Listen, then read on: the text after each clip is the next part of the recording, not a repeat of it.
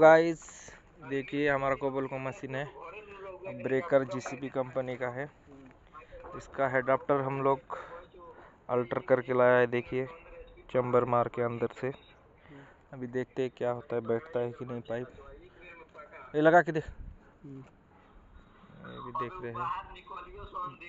बस ऐसे ही खाली ट्राई कर पाइप लगा कहीं मोटरसाइकिल से गला रास्ता का करते हैं। देखिए अब क्या होता है, देखते हैं हमारा उस्ताद। क्या हुआ उस्ताद?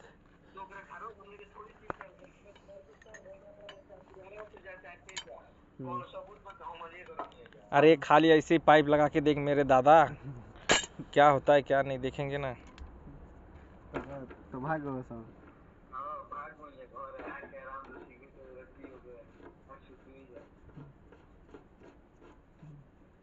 लो तो इतना ही टाइट हो रहा है। पाना से हो जाएगा ना, पाना से। तो फुल चढ़ाना चाहिए ना।